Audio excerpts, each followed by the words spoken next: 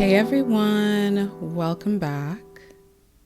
Welcome back to the Letters and Layers podcast. Happy New Year. Happy 2026. Happy 100th episode of this podcast. Like, how did we get here? How did I get here? Whoa. You know, this is a huge milestone. And I honestly didn't really have much planned for it. I was just going to record like any other day. But I just want to take a moment and express gratitude for everyone who's listened up to this point, regardless of when you started tuning in, regardless of, I'm just super thankful. I remember when this was literally just an idea, like 4.5 years ago now, almost. And we are 4 years in, 4 years plus in. We are now 100 episodes deep. And I am excited to see what continues to come from this podcast. I feel like last year, 2025, was the best year for the podcast so far. I was really proud. I've been proud of all the content I've put out, but in kind of going back and reviewing everything that I did in 2025, I'm super proud of the content I put out last year. And I think, we were recognized, this podcast was recognized for that content by the Black Podcasting Association by being awarded the Best Personal Development Podcast of 2025. So it meant a lot to be recognized in that way. And at the same time, it has given me renewed motivation to continue. And yeah, I think the timing of this 100th episode is divine. That's the word that came to my mind. It's just like first episode of the year, 2026, hitting 100.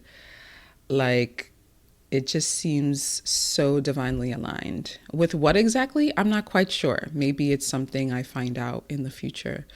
But it just feels so complete and so whole and just so perfect in this moment. So yes, thank you guys so much. A lot of podcasts don't hit triple digits. I feel like hitting 100 episodes for me in the beginning just sounded impossible. Like I didn't think I was gonna last this long, to be quite honest. But just over the years, what this podcast has grown to mean to me, and then the encouragement I've gotten from like friends and family and listeners that have just stumbled upon it, I can't be more grateful. And all of that has kept me going. So I think if I continue to talk about it, I might start to get emotional. So I think we'll move on. Thank you so much. Congratulations to this podcast for hitting 100 episodes. Not every podcast is award winning. Not every podcast has hit triple digits. So whether we are a small platform or a large platform, this platform has already set itself apart. And whatever recognition it is yet to receive in the future will only be overdue, honestly, because I see so much more to come with this platform. It's been so good to me, and for as long as I can, I will continue with it. So I hope if you're listening to this episode that you had a good holiday season. Mine was pretty low key. I mentioned a couple episodes ago that I went to New York for Thanksgiving. So typically what we've been doing, my husband and I, the past few years, is just keeping it local, staying in Chicago for Christmas. That is oftentimes determined by his work schedule as a medical resident. And last year, December, that just passed. He worked on Christmas, but thankfully not the whole day. It was mostly just like the morning and afternoon, so we were still able to spend the evening together, which I appreciated. I tried to make braised Jamaican oxtail, and it actually came out so good. So good. I was so proud of myself. I was licking my fingers. It was so flavorful. What I ultimately ended up doing was I made jerk chicken. I think I mentioned this on maybe the last episode or the episode before that. I used the Flavorful Cookbook by Nathaniel Smith to make the jerk chicken for a holiday party. So I still had a good amount of jerk marinade left in the fridge in like a mason jar. So I was like, you know what? I'm going to use the remainder of the jerk marinade for oxtail. So that's what I did. I bought oxtail from Costco, and then I cleaned it and I marinated it for like 2.5 days. It was just chilling in the fridge. And then the night before, on Christmas Eve, I, kind of did the whole thing with searing it in the pan. And then I added broth. I added beef broth and Worcestershire sauce. So hard to say. Beef broth, Worcestershire sauce, ketchup, bay leaves, thyme, I think some all-purpose seasoning, and whatever jerk marinade that was left in the bowl where the oxtail was. I added a little bit of water, kind of swirled it around and put it in the braising pan. And yeah, I let it cook for 3.5 hours in the oven. When I tell you, oof, I surprised myself. I was so proud of myself because the jerk marinade was pretty much the only thing that I followed like step by step with the recipe, but I kind of winged it with everything else. Like I seared the meat, and then I didn't really even measure anything else. Like the beef broth and the Worcestershire sauce and the ketchup. Like I just kind of let my my intuition guide me. But it just came out so good. I'm just so proud of myself. Will I make it again? Definitely. Probably not. It's probably not going to be like a super frequent thing because it is involved, and oxtail is not cheap. But it was so good. I'll probably do it, for like special occasions, holiday stuff, if people come over so they can enjoy. And then I found this very useful single serving macaroni and cheese recipe on YouTube, because oftentimes, especially with the holidays, you get inundated with macaroni and cheese recipes, but they're usually for like family or, big gatherings. Sometimes you are not part of a big gathering or you're not with your family during the holidays. So I really appreciated this content creator who was like, the people that might be spending the holidays alone or maybe with one or two other people, this recipe is for you. And I love macaroni and cheese. I love it so much. I can't eat it all the time. Clearly because it's so indulgent. But I was like, okay, I'm going to make this macaroni and cheese recipe and enjoy it with my oxtail. And it was so good. It was so good. It was so good. I enjoyed myself. As far as food goes for Christmas, I enjoyed myself for sure. So yeah, I bought eggnog. I know everyone doesn't like eggnog, but I love eggnog. It just tastes like sweet melted ice cream to me. So I enjoyed some eggnog. I had some pastries. It was a low-key Christmas, and I enjoyed spending time with my husband when he got back from work. New Year's was low-key too. Didn't really do anything too special or crazy that day, which is fine. Honestly, as far as this holiday season goes, I was just happy to have some time off from work and not work like my full work week. So yeah, we are back in the swing of things as far as work is concerned. I had a full work week last week, and this week is unique because I have a work trip for a retreat. This will be my last traveling endeavor before I have the baby. So I just hit the third trimester over the weekend. So that is a big deal. That is a big deal. If you know me, if you've listened to me on this podcast, you know I can really be super reflective and go down a rabbit hole mentally and really think about things. So just, kind of thinking about getting to this point and feeling like it went so fast, and knowing that the end of this trimester does not mean another trimester as far as gestation goes, because colloquially people refer to the postpartum as the fourth trimester. But as far as like being pregnant, there is no other trimester after the third. Like, this trimester ends with a baby on the other side of my body. So I was thinking a lot about that. I was thinking a lot about what I want this third trimester to look like for me, within my control, because, everyone's pregnancy experience is different. And some people really have to take it easy, not just in the third trimester, but like their whole pregnancy. Like, they're not maybe as able to be as active as they'd like. But I'm thankful to say that things for the most part have been smooth this pregnancy, and I'm feeling good. I have reprioritized just moving, specifically walking, so I can keep my hips loose and mobile, try to prevent any unnecessary stiffness. Stretching. To celebrate my first day in the third trimester, I went to the gym. I got on the treadmill. I was on there for like 50 minutes, just, walk. I didn't do anything too crazy, but walking, varying speeds, varying inclines. I used a Peloton workout to kind of help guide me through, and I felt really good after. Hydrating really helps me personally. And I know I did a segment on water consumption a few episodes ago. I will reiterate it again, that getting adequate water is underrated for just how you feel in your body and how optimally your body functions.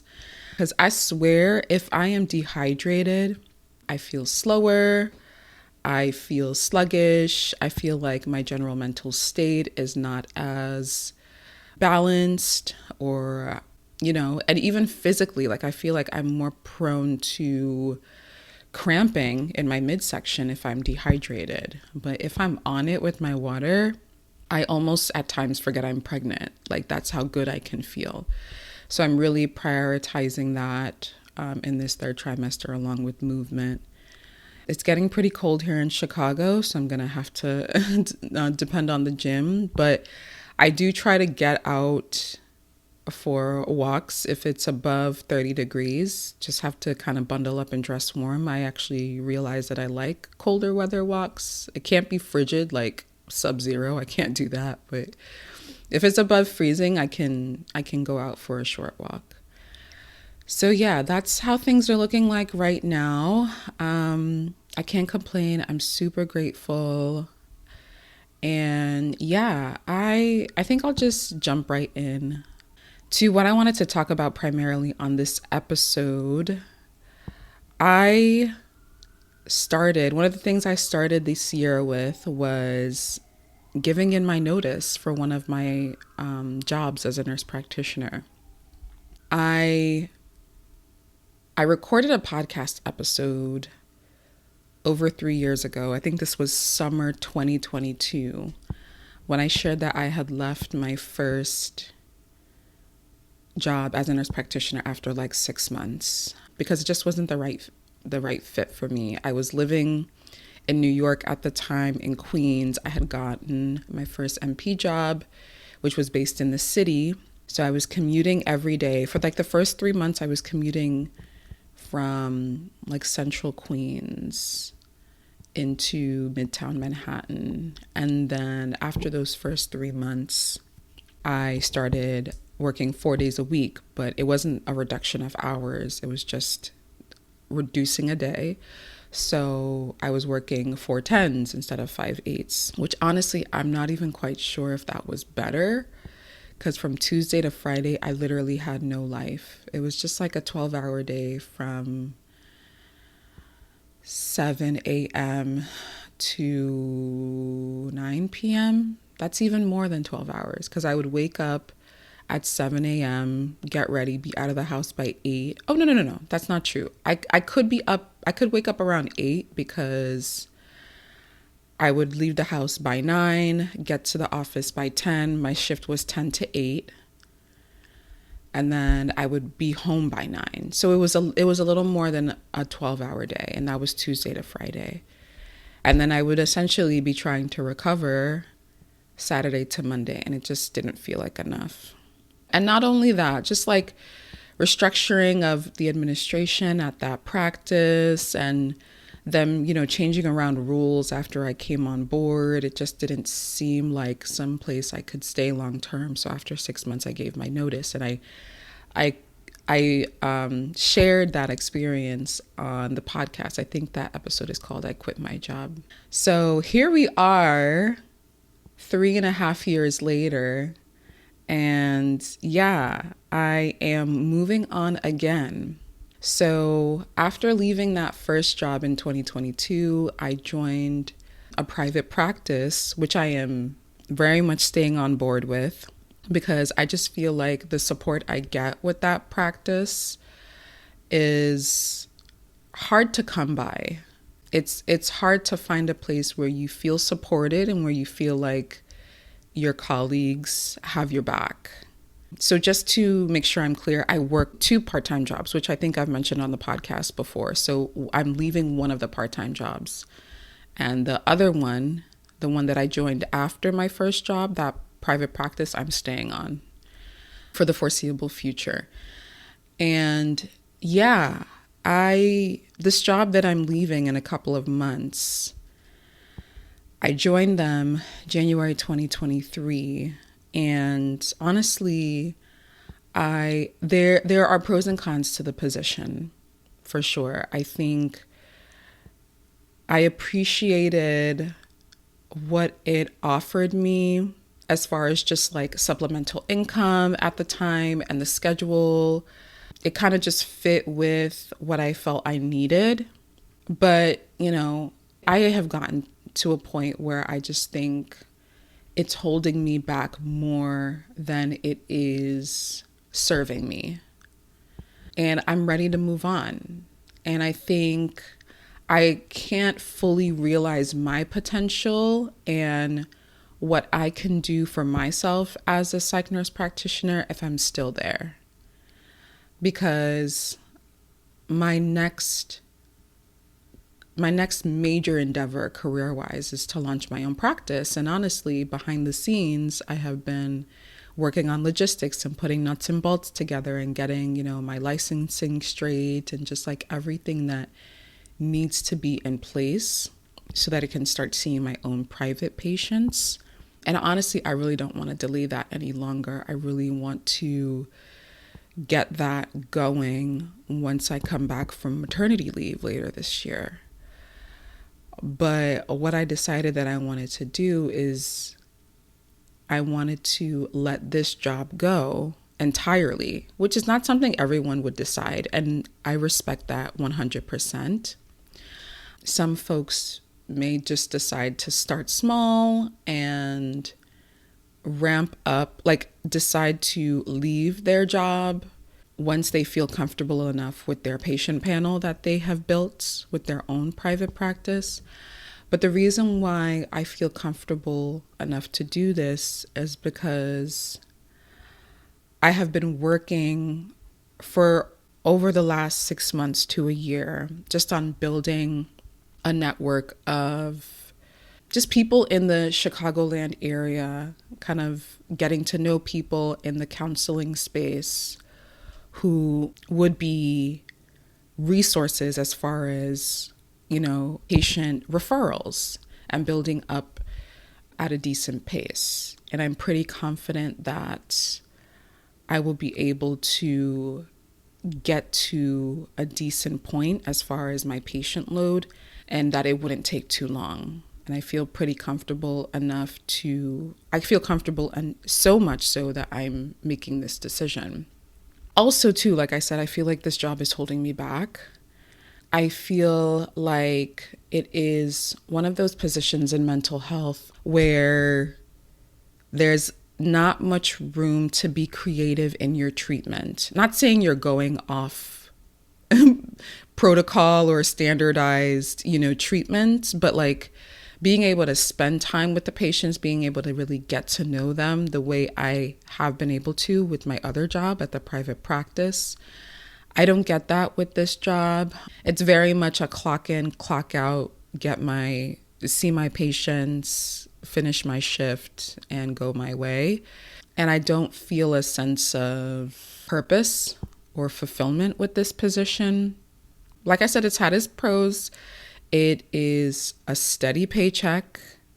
My compensation is not based off of whether my patients show up or not.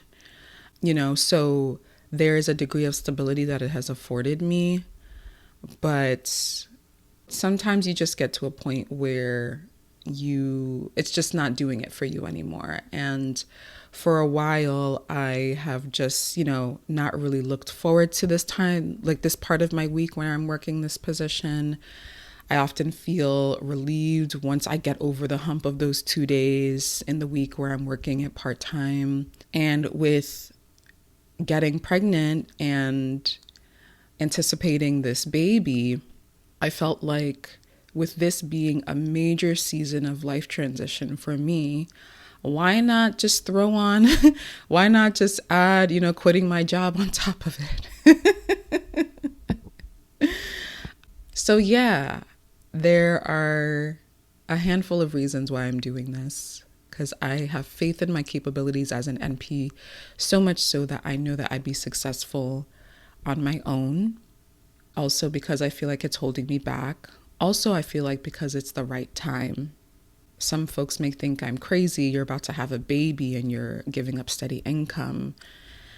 Yeah, that's one way to see it. But I am also grateful that in deciding to have my first kid in my mid-30s after working a pretty secure and stable career for the past almost 4 years, or pretty much 4 years post-graduating, I've been able to save a good amount of money, enough so that I can be pretty comfortable on savings for maternity leave and while I'm building the practice on top of still working my part-time job. So the risk there is pretty low, and I am confident in this plan, and I'm betting on myself. I'm betting on myself this 2026. I'm not going to let fear dictate my decision making, because fear would mean staying in this job because I'm having a baby and I need the steady income. But I don't want to do that. I know, honestly, the thought of staying in this position that I'm leaving longer than I had planned honestly makes me sad. And it's really nothing against the job. I just think it's not, like I keep saying, it doesn't serve me anymore. Where I was probably in a more neutral or optimistic space starting out, I am finding myself in a more pessimistic space. And I know that it just means it's time for me to go. And some things that I want to do to help grow the practice, I wouldn't be able to do that if I still am holding on to this job. So I'm shedding it. I'm letting it go. And I've done it officially. I gave my notice last week. And it felt so good. I was a little nervous beforehand because I was like, once I do this, it's done. If there is the slightest inkling of me wanting to change my mind, I still have time, but I followed through. And once I sent my notice to my supervising physician and then sent my notice to the administration, it was done.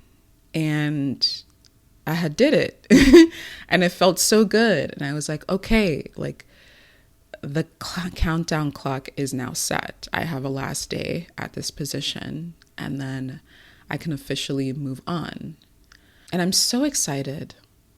I know this year is going to be like none other I've ever lived, simply because I'm going to be a mother. And I'm going to have a child to take care of. And the duo that has been my husband and I will now be a trio.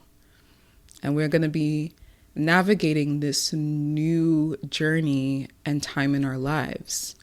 But I'm very much up for the challenge, and I am excited for the fact that I'm going to be able to entirely shift my focus away from work for an extended period of time. And I am excited that the life that I'm leaving behind when I go on maternity leave is not the life I'm coming back to. It's going to be a different life. It's going to be new in different ways, and it kind of excites me. I know it'll have its own challenges and moments where I just have to kind of figure things out, but I'm excited to get to that point, to need to figure things out that are new and that challenge me and that force me to grow and that force me to kind of step out of my comfort zone in certain ways. So yeah, I am curious to see how the year unfolds. I very much plan on continuing the podcast through postpartum. I think it'll be a very necessary outlet for me to kind of process how I'm feeling. So you guys will be along for the ride. I am sharing this because anyone who's listening, if you have been debating, going back and forth about, should I do this? Should I step out on faith? Should I take this risk? If you are deciding based on fear, then I encourage you to kind of interrogate that. What are you scared of? What are you scared of? Are you scared that you're going to fail? Are you scared that you're going to be so successful that now more is expected of you and that you have more responsibility and now you have to step up? Because sometimes that's what the fear is. Yeah, I said I wasn't going to let fear dictate this decision, and I'm so glad that I didn't. So as I'm betting on myself this year, I'm encouraging folks to bet on themselves. If they know they have something in them they have been wanting to devote time to, maybe it's not quitting a job. Maybe it's not quitting a job, but maybe it is quitting a job. Maybe it's leaving somewhere that you know you have been in for too long, whether it's a job, whether it's something else, and you have been scared of what is on the other side of that major decision. If deep down you know doing it and leaving is the right decision, I encourage you to do so. Don't do it recklessly or haphazardly. Don't leave yourself hanging.